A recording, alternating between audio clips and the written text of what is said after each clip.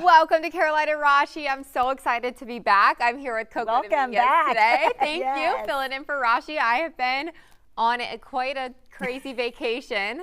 But it looks so much fun. What did I miss here? Like, what's going on? Nothing compared to where you've been. You went everywhere. Well, it was funny. I got to tell you, you'll appreciate this. So let's see, let me think. This must have been when I arrived in Paris after, I'll kind of tell you guys, I got a little stomach bug and was completely ill for 24 hours. And so I wasn't looking at my phone. My phone doesn't really work that well in Europe, even though I buy the plan, it just never works that well. And I wasn't looking at any of my news alerts because I was just sick and on vacation. Didn't feel good. Oh, and unplugging. But I'm a newsie, so normally I keep up with what's going on. Completely didn't know what happened to the Astros, so I get to our group. No. Yes, I know. So I get to the group that was meeting for this food tour in this area of Paris, and this guy from Canada who was I wouldn't say he was a fan of the team that we were playing against, but he was just very happy that the Astros were out of it, and that's how I found out. That's terrible. It's like Astros versus everyone. I know. Canadians, whoever. And they were all chirping, the whole group. So there was a lot of people from Canada and the U.S. in this tour, and they were like, I think the Astros out. The Astros are out. The thing about that is people are not used to winning, So for them, it's a big deal. Yeah, for us, we're like, guys, you're lucky this year. And so I was like, wow, I'm actually a news anchor in Houston, and I was like, thank you for updating. It's very early in the morning there. Again, I was coming off of being sick, so I did not check my Fox 26 News app or notifications. So that is how I found out what was happening back here was through people celebrating. Yeah, it's going to be a different year for us. I mean, we'll take advantage of being with our families during the Halloween kind of season, but it's definitely not what we're used to. For sure. Well, I did want to show you guys some pictures from the trip. You went everywhere. I started the trip out. We flew to London on a direct flight from IAH, which was great. It was 9 hours there, and I slept a lot of the way. And then we went from London to the south of France. This is Nice, France, and it is just beautiful. The French Riviera is what people refer to it as. And from Nice, we went to Paris, and we saw all the things in Paris that we possibly could. Can you tell everyone how you packed? You did not take a bunch of stuff. I did not. You were backpacking. Yeah, we basically backpacked. We did one carry-on suitcase and one backpack, and honestly, it was a lot colder than I thought. That's in front of the Louvre, where the Mona Lisa is. And I didn't realize, you always see that picture of the pyramid. You think that's the whole Louvre. No, the whole Louvre is so massively big. Bet. Actually, Jay-Z and Beyonce rented it out to shoot a music video in. So I was like, oh, I remember that and that from the music video. This is a rooftop on top of one of the famous shopping areas where you could see. So what's the weather? How cold are we talking? Oh my gosh, do you see how bundled up I was? Okay. I was. Coco, I took Connor to the Moulin Rouge, but I don't think I prepared him for what the Moulin Rouge was. He was shocked.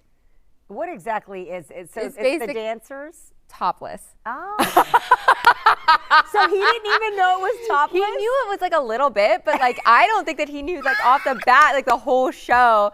So anyway, it was so fun. And yes, so I packed in the carry-on and the backpack, and the weather in London and Paris was an average of 56 degrees, which is fine if the sun is out. Once that sun goes away and the wind picks up and it rains, because it rains a lot over there, it feels pretty cold. So I could have maybe packed 2 less summery outfits and 2 more wintry outfits, but it's okay. I did the best I could. I'm so proud of you for even compacting everything to that. I didn't even bring a curling iron. I did the hair wrap. I wrapped my hair, and then I swear every time I would wrap my hair, and then you wrap your hair in this thing and then you sleep in it, it would rain the next day and ruin it. So the high pony. Before. I don't know. I mean, it's good for travel because if you have to wake up early in the morning and you just take it out and go, but it kept raining on my hair. Then oh my gosh, actually, this is so embarrassing. So I was supposed to wash my hair when I got sick. The hair never got washed on vacation. That was literally Have you washed it 13 days. Back? Yes. Okay. It feels so nice. Feels so nice. But I kept making Connor smell it. I'm like, are you sure it doesn't smell? He is the ride or die boyfriend. He is down for whatever. I wasn't working out, so I wasn't sweating or anything. So I was like, okay, it's fine. Isn't that disgusting? No, it's just good that you made him smell it. Not that you didn't wash it. Yeah. But he was like, oh, no, it's fine. I can hear Connor. As soon as I got home yesterday, I washed that hair. It scrubbed it 3 times. So to now get rid of all the germs that you had. Oh, I know. I kept thinking of it. I really was planning on washing it, and then it was like I got sick, and I like physically couldn't muster up. I saw the picture that you posted on TikTok where you were just kind of half, out of it, like not even in it. We had the best night too. Like one of the most fun nights on vacation was we were in Nice, and they have this iconic restaurant that's like on top of a rock, and we had the best night. Then while we're sitting there, because they don't rush you when you're in France, you can sit there for 3 hours if you're ordering wine and just drinking and eating and enjoying the scenery. So my app for the NFL worked, so we're literally watching the Texans, the Steelers, the 49ers. And then we like went and had another drink somewhere. We had the best day, and then it was like 3 in the morning that it all went down. Oh my God, you were down for a couple days. 24 hours, and then I had to like, so basically it was like from 3 a.m. and then finally, like almost 24 hours later, I finally was like, okay, I think I'm okay, and had to get up and go to the airport and go to Paris. So she can't really blame the country, because it happens when you travel to other countries as well. You just start eating up everything, and it's just...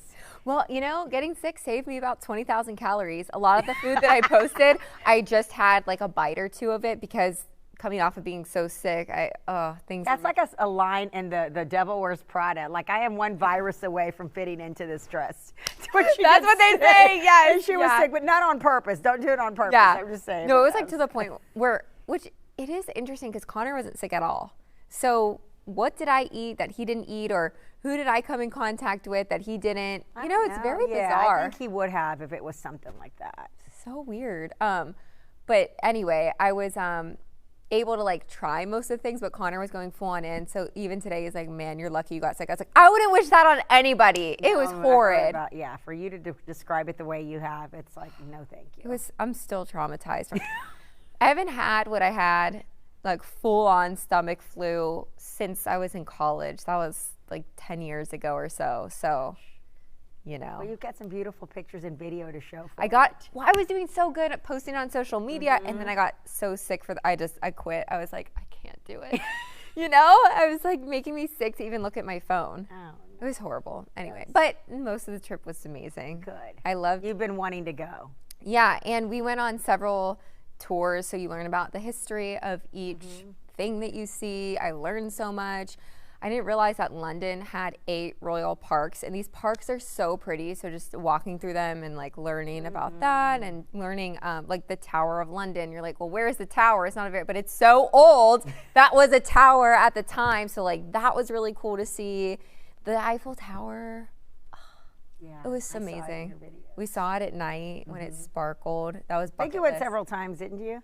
Yeah, we saw the Eiffel Tower quite a few times, but the light show on the Eiffel Tower only happens on the hour, starting at like maybe 8 p.m. now, and it only goes for 5 minutes on the top of each hour. So we just missed it by a minute, and so then we had to wait an hour, and then we saw it. But it was fine. We got dinner. It was so beautiful. It was so great. But I missed you guys. Missed you too. I'm glad you're good. I know, good. I was more worried about it. I was like, yeah, she's having fun. I'm like, good. Oh, I'm here. That was the one big major trip for the year, and now back to regularly scheduled programming. We'll be right back.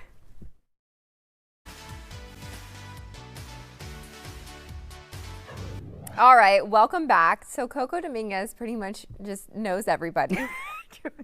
And I'm like coming back off this really cool trip thinking like, oh my gosh, I had an amazing time. And then you literally just dropped some news on me that just topped the whole thing.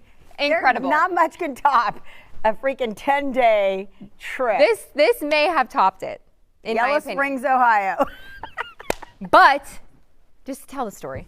Well, Yellow Springs, if you've heard of Yellow Springs, you've probably heard of it from Dave Chappelle. Yeah. It is his hometown. He's a good friend of mine. I've just known him since before the pandemic. He used to have a lot of shows here at the House of Blues, and so we met there, just a bunch of Just casual. Dave Chappelle is a you are not aware. Probably the icon of like... He's amazing. Yes. And his sense of humor, like you have to appreciate it. He's not everyone's cup of tea, but we have a big fan base here at the station, I feel. Oh, absolutely. So anyway, so he invited, last time he was here at Punchline, the new comedy club, he invited, you got to come see my club. He has a comedy club in Yellow Springs. And I said, you know what? I'm going to go see it because I support him at different places. You go, you know, we go to Austin and we go just to go. So I went to go check out his club in, there it is right there. It is in Yellow Spring. This is all his vision. In Ohio. In Ohio, in Yellow Springs. So the deal is, obviously, if you've heard, he does not allow phones inside. But tonight, look who was there that night. Erykah Badu, a live performance. This is a little bit of Yellow Springs when I was getting there. But Erykah Badu was there with her full band. He was doing sets in between. It was all being recorded for a special. So we had to sign a waiver. Oh, my God. Yeah, so I don't know what there I am right there. Oh, so pretty. And thank you. And then so we had to sign a waiver, but it's going to come out, and it was the most unbelievable. And then for the DJ, Talib Kweli, he was the DJ. It was dancing afterwards. It was like a family reunion. His whole family was there. Oh my gosh. Mo Amer from Houston, the comedian, he was there. And it was just kind of like, come and check out my club. This is insane. It was amazing.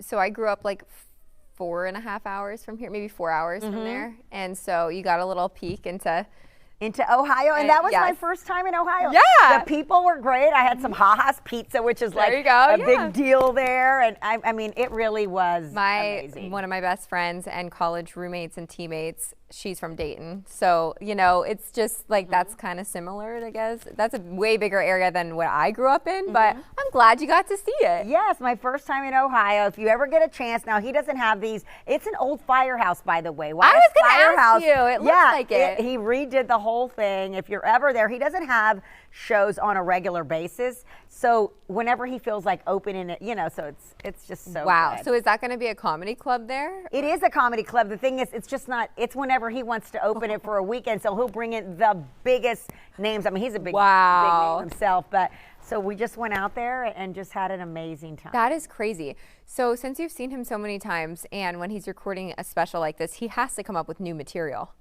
There's a lot of new material. There's a lot of just raw, what's it called? When they're just kind of improv. going off the cuff, Yeah, so he was bouncing back off Erykah Badu's music and coming in between, and he'd make up songs. It was mind-blowing. It was hilarious. It was, oh my gosh. It was the best. I cannot wait for you guys to see it because it's a special about it. Why do you think that so many people love Dave Chappelle? Because he is like the most famous of the famous comedians. Yeah, I think because he's never kind of changed. He's never switched up. What he wants to talk about is what he wants to talk about. A lot of comedians are scared to talk about certain things or feel like they're going to get backlash from it. And he's always, a lot of his comedy probably wouldn't survive like the shows, the Dave Chappelle shows back then. Some of those skits wouldn't make it, you know, nowadays. Oh yeah, I remember. I like forgot that that's like where I know him from. No, just because he's so big now. But it's just, he's such a great guy. He's such a family guy. Like, he's so humble. You know, it was really amazing to see. And he really just embraces where he's from. He does. I mean, that is his That's hometown. why he was so happy for anyone who came out from out of town to visit him and his, you know, he's like, you got to come see my club. That's his element. That's his element. That's so interesting. So the club only opens up when Dave wants it. Whenever he has, you know, his famous friends come in, and he'll do a whole weekend, and they love him out there. And really, I see why he loves Yellow Springs. I'm good with Yellow Springs. Well, I'll just never forget when he went to like a city council meeting out there. You know, they record city council meetings like we show it all the time on the news. Well, he was advocating for, I forget what, but I was like, oh my gosh, like imagine Dave Chappelle like showing up at your city council meeting, taking the mic, and he was just flat out being like, this needs to change. This isn't right. He was valid in his points, you know, he owns advocating thousands for of the city. homes out there. Yeah. Yes. Does he own thousands of homes? Thousands of properties. Oh, thousands of properties. Yeah, man. Of homes. Yeah. So he's got a nice lock. I've read some stuff about it, but no, it's amazing. But he really loves that community. That's awesome. I'm so glad you got to go it was experience so good. If you ever get a chance, definitely. All right. Well, I'll be right back.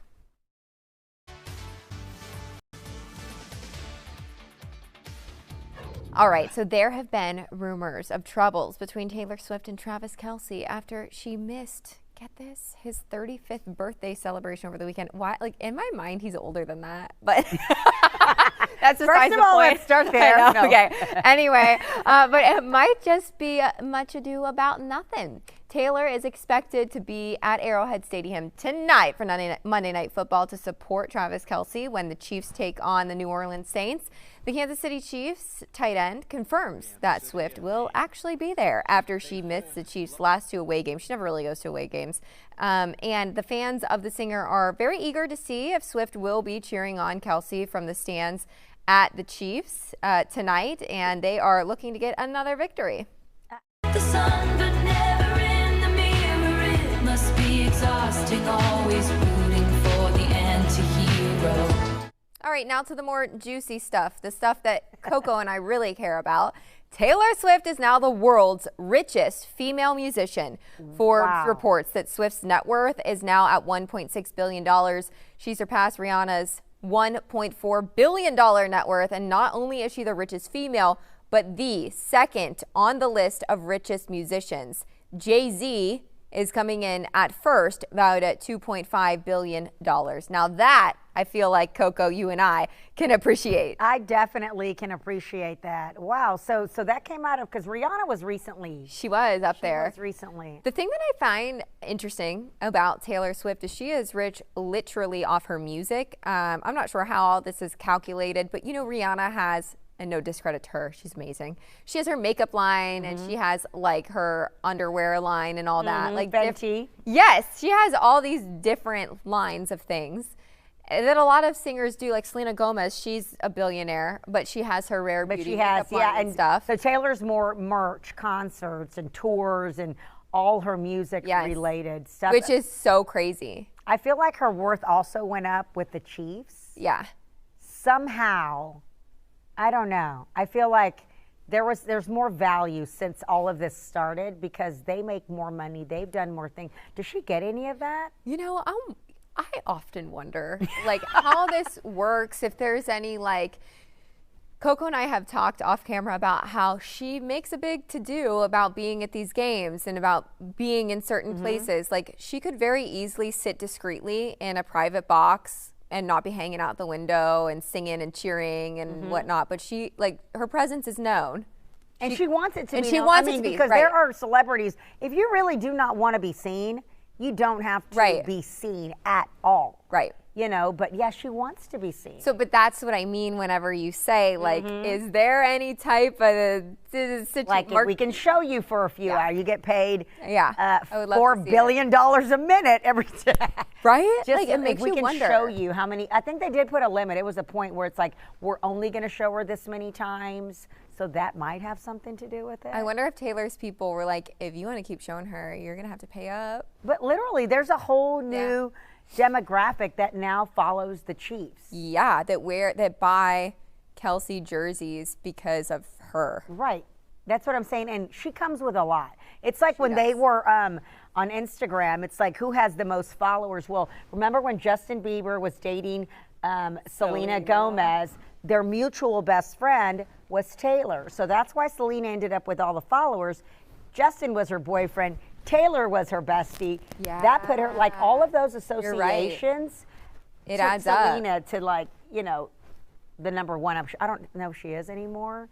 She was at one point. Yeah, I remember all that. But all of that has, you know, when you lend your name and your brand to something, it helps. That's interesting. Oh, they were like the iconic couple at the time. What, Justin Bieber and Selena Gomez?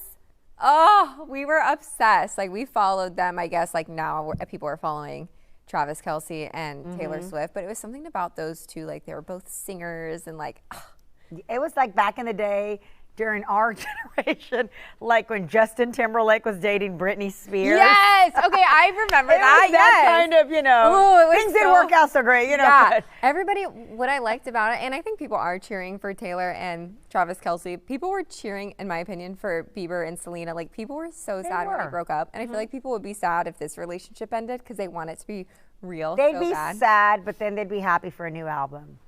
That's true.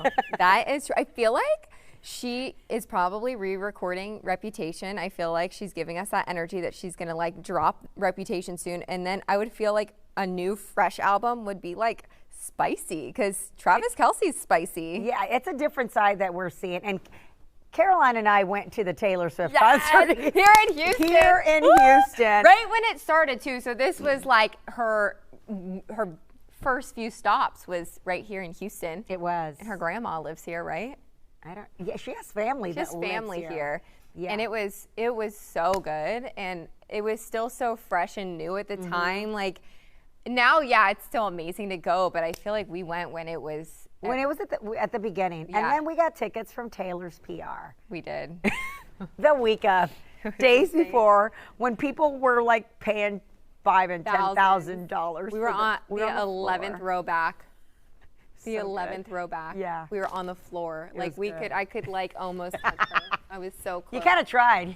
She was like just wow. Like it was so good. That's why I need to go to a Beyonce concert now, just because if Taylor Swift kind of blew me away, I think Beyonce would knock me off my chair. Like just those performances. The performances are so over the top, and the lights and the oh my gosh. Yes, and costumes you've never seen before. And the red bottom shoes. Oh. Little bit of everything. So good. Aw, Coco, I missed you. I miss you too. I'm glad you feel better. Thank you. You're so fun to have on the show. Rashi will be back tomorrow. Yes. Thanks so much for tuning in. I'm glad to be back, and we'll see you back here tomorrow. Bye, friends. Adios.